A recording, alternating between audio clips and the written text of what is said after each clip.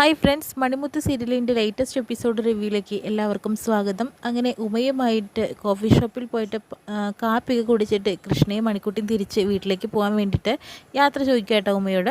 അപ്പോഴത്തേനും ഉമയുടെ വിശേഷങ്ങളൊക്കെ കൃഷ്ണ ചോദിക്കുന്നുണ്ട്. അതോടുകൂടി തന്നെ കൃഷ്ണയുടെ വിശേഷങ്ങളെല്ലാം തന്നെ കൃഷ്ണ തുറന്നു പറയുക കേട്ടോ ചെയ്യുന്നത്.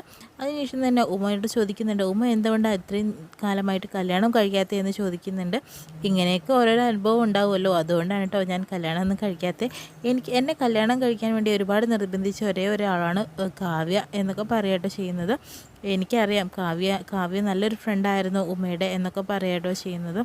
അതെ, എന്തായാലും ഇപ്പോൾ ജോലിയൊക്കെ എങ്ങനെയുണ്ട്? ഞാനിപ്പോൾ ജോലിക്കൊന്നും പോകുന്നില്ല. കൃഷ്ണ വിചാരിച്ചാൽ കമ്പനിയിൽ എനിക്കൊരു ജോലി കിട്ടുകയാണെങ്കിൽ അത്രയും നന്നായിരുന്നു എന്നൊക്കെ പറയുന്നുണ്ട്. ഞാൻ ശ്രമിച്ചു നോക്കാം എന്നൊക്കെ പറയുന്നുണ്ട്. എന്നാൽ ഞങ്ങൾ പോട്ടെ എന്ന് പറയുന്നുണ്ട് കേട്ടോ. ഞാനൊരു ടാക്സി പിടിച്ച് തരട്ടെ? അതിൻ്റെ ആവശ്യമൊന്നുമില്ല, ഞങ്ങൾ പൊക്കോളാം എന്ന് പറയുന്നു. അങ്ങനെ എന്നാൽ ശരി, വീണ്ടും കാണാം എന്ന് പറഞ്ഞ് തിരിച്ചു പോവുകയാണ്. അപ്പോൾ മണിക്കുട്ടി പറയുന്നുണ്ട്, അത് നല്ലൊരു ആൻറ്റിയാണല്ലേ അച്ഛാ എന്ന് പറയുന്നുണ്ട്. പിന്നെ ഭരത്തിനെ കാണിക്കുന്നത്, ഭരത്തും ജയമോഹിനിയും കൂടി സംസാരിച്ചുകൊണ്ടിരിക്കുകയാണ് ചെയ്യുന്നത്. അതിനുശേഷം കൃഷ്ണയാണ് നമ്മുടെ ഈ ഒരു വഴിയിൽ തടസ്സമായിട്ട് നിൽക്കുന്നത്.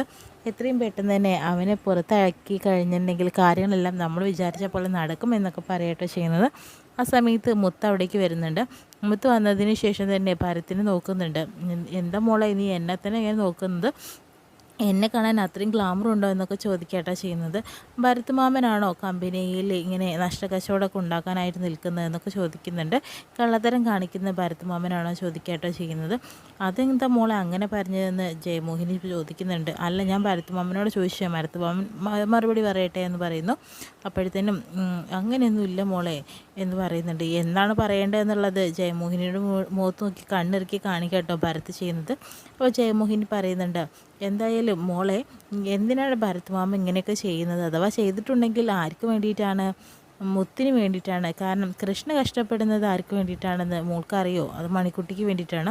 ഭരത് മാമൻ നിനക്ക് വേണ്ടിയിട്ടാണ് ഇതെല്ലാം തന്നെ ചെയ്യുന്നത് എന്നൊക്കെ പറഞ്ഞ് മുത്തിനെ സോപ്പിട്ട് നിർത്തുക കേട്ടോ ചെയ്യുന്നത്. അപ്പോഴത്തേനും മുത്തിന് സമാധാനമായി. കാരണം എൻ്റെ കാര്യം നോക്കാൻ വേണ്ടിയിട്ടാണല്ലോ. എന്നാൽ പിന്നെ മാമൻ കള്ളത്തരമൊക്കെ കാണിച്ചോ, എനിക്ക് കുഴപ്പമൊന്നുമില്ല എന്നൊക്കെ മുത്ത് പറയുക കേട്ടോ ചെയ്യുന്നത്. അതിനുശേഷം മുത്തവിടെ പഴം കഴിച്ചുകൊണ്ടിരിക്കുന്ന സമയത്ത് തന്നെ പഴത്തൊലി ആ സ്റ്റെയർ കേസിൻ്റെ ഒരു സ്റ്റെപ്പിലേക്ക് ഇടുക കേട്ടോ ചെയ്യുന്നത്. അതിനുശേഷം തന്നെ മണിക്കുട്ടി അവിടെ നിന്ന് ഇറങ്ങി വരുമ്പോഴത്തേനും ഇത് കാണുന്നുണ്ട്. അതിനുശേഷം മുത്തിനോട് പറയുന്നുണ്ട്, എന്താ മുത്ത് ഇങ്ങനെയൊക്കെ ചെയ്യുന്നത്? പഴത്തൊലിയൊക്കെ അങ്ങോട്ടാണ് വലിച്ചെറിയുന്നത്, എല്ലാം തന്നെ ഒരു സ്ഥലത്തല്ലേ വെക്കേണ്ടത്. ഞാൻ പിന്നെ എന്താ തൊലി തിന്നണോ എന്നൊക്കെ ചോദിക്കാട്ടോ ചെയ്യുന്നത്. എന്നല്ല ഞാൻ പറഞ്ഞത്, അതൊക്കെ ഒരു വൃത്തിയായിട്ടൊരു സ്ഥലത്ത് വച്ചിട്ടുണ്ടെങ്കിൽ എടുത്ത് കളയാൻ എളുപ്പമല്ലേ എന്നൊക്കെ പറയുന്നുണ്ട്. നീ എന്നെ കൂടുതൽ കാര്യങ്ങളൊന്നും പഠിപ്പിക്കേണ്ട, നീൻ്റെ പാട് നോക്കി പോ മണിക്കുട്ടി എന്ന് പറയുന്നുണ്ട്. മുത്തേ, നീ എന്നോട് എന്തിനാ ഇപ്പോഴും ദേഷ്യം കാണിച്ചുകൊണ്ടിരിക്കുന്നത്? ഞാൻ എന്താ തെറ്റ് ചെയ്തത് നിന്നോട്? നീ തെറ്റ് ചെയ്തില്ലേ? നീ എൻ്റെ അച്ഛനെ തട്ടിയെടുത്തവളല്ലേ? ഇനി എന്താണ് കൂടുതൽ പറയാനായിട്ടുള്ളതെന്നൊക്കെ പറയുന്നുണ്ട്. ഞാൻ ആരുടെയും സ്വസ്ഥതയും സമാധാനം കെടുത്തിയിട്ടില്ല. എൻ്റെ അമ്മയുടെ എല്ലാം തന്നെ നീയും നിൻ്റെ അമ്മയും കൂടി എല്ലാം എടുത്തില്ലേ എൻ്റെ അച്ഛനെയൊക്കെ? ഇനിയിപ്പോൾ പറഞ്ഞിട്ട് കാര്യമില്ല എന്നൊക്കെ മുത്ത് പറയുന്നു. ഞാൻ ആരുടെയും സമാധാനം കളഞ്ഞിട്ടില്ല മുത്തേ എന്നൊക്കെ മണിക്കുട്ടിയും പറയുന്നുണ്ട് കേട്ടോ. നീ എന്നോട് ഇങ്ങനെ ദേഷ്യം കാണിക്കില്ലേ? എനിക്ക് നിന്നോടൊന്നും സംസാരിക്കാനില്ല എന്ന് പറയുന്നു. അതിനുശേഷം കൃഷ്ണ അവിടേക്ക് ഇറങ്ങി വരാട്ടോ. ഇറങ്ങി വരുന്ന സമയത്ത് പഴത്തുള്ളി ചവിട്ടിയിട്ട് കൃഷ്ണ കാവ്യയും കൂടി വീഴാട്ടോ ചെയ്യുന്നത്. കാവ്യ ഓടിപ്പോയിട്ട് കൃഷ്ണയെ പിടിക്കുന്നുണ്ട്. അങ്ങനെ കാവ്യയും കൃഷ്ണയും കൂടി ഓടി നിലത്ത് വീഴാട്ടോ ചെയ്യുന്നത്. ഇത് കണ്ടു നിന്ന മുത്തിനാണെങ്കിൽ ഒരു അമ്പരപ്പും, അതുപോലെ തന്നെ ജയമോഹിനി അതുപോലെ നീരജയും കൂടി വരുന്നുണ്ട്. അവർക്ക് നീരജയ്ക്ക് നല്ല സന്തോഷമാവുന്നുണ്ട്. മുത്തിനും മണിക്കുട്ടിക്കും നല്ല സന്തോഷമാവട്ടെ ചെയ്യുന്നത്.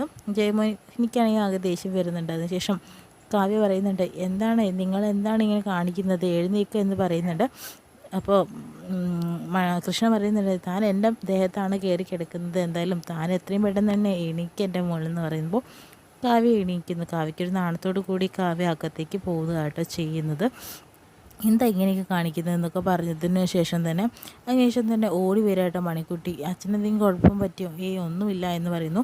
പിന്നെ മുത്തിൻ്റെ അടുത്തേക്ക് പോകുന്നുണ്ട്. മുത്തിനോട് താങ്ക്സ് പറയുകയാട്ടോ ചെയ്യുന്നത് മണിക്കുട്ടി. കാരണം നീ ഇങ്ങനെ ചെയ്തല്ലോ, അത് നന്നായി. അച്ഛനും അമ്മയും കുറച്ച് സമയം എന്തെങ്കിലും ഒന്നായി ജീവിക്കാൻ സമ്മതിച്ചല്ലോ, നല്ല കാര്യമായി എന്നൊക്കെ പറയുന്നു. അപ്പോൾ മണിക്കുട്ടിക്ക് മുത്തിനോട് പറയുമ്പോൾ മുത്തിന് ദേഷ്യം വന്നിട്ട് പോവുകയാണ്. പിന്നെ ഭരത്തിനെയാണ് കാണിക്കുന്നത് കേട്ടോ.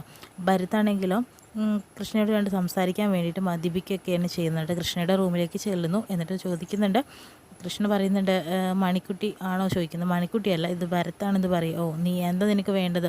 നീ എൻ്റെ വഴിയിൽ തടസ്സമായി നിൽക്കരുത് കൃഷ്ണ എന്ന് പറയുന്നുണ്ട്. ഞാൻ നിൽക്കും. മേനോൻ സാറ് എന്നെ ഏൽപ്പിച്ച് പോയതാണ്, അത് ഞാൻ നല്ല രീതിക്ക് തന്നെ മുന്നോട്ട് കൊണ്ടുപോകുമെന്നും കൃഷ്ണ പറയുക കേട്ടോ ചെയ്യുന്നത്. എൻ്റെ ചേച്ചിയും ഞാനാണ് അതിൻ്റെ അവകാശി, അതല്ലാതെ നീയല്ല. അതുകൊണ്ട് തന്നെ ഞങ്ങൾക്ക് എന്ത് വേണമെങ്കിലും ചെയ്യാം എന്ന് പറയുകയാണ്. അത് ഞാൻ സമ്മതിക്കില്ല, നിൻ്റെ കള്ളത്തരങ്ങളൊക്കെ ഞാൻ പൊളിച്ചെടുക്കും വൈകാതെ എന്നൊക്കെ പറയുന്നുണ്ട്. അങ്ങനെ അങ്ങോട്ടും ഇങ്ങോട്ടും വാക്ക് തർക്കമായിട്ടോ ചെയ്യുന്നത്. അങ്ങനെ രണ്ടുപേരും കൂടി വഴക്കുണ്ടാക്കുന്നു. കൃഷ്ണയെ ഭരത് നന്നായിട്ട് തല്ലുകേട്ടോ ചെയ്യുന്നത്. ഒരിക്കലും തന്നെ സമ്മതിച്ചു കൊടുക്കുന്നില്ല.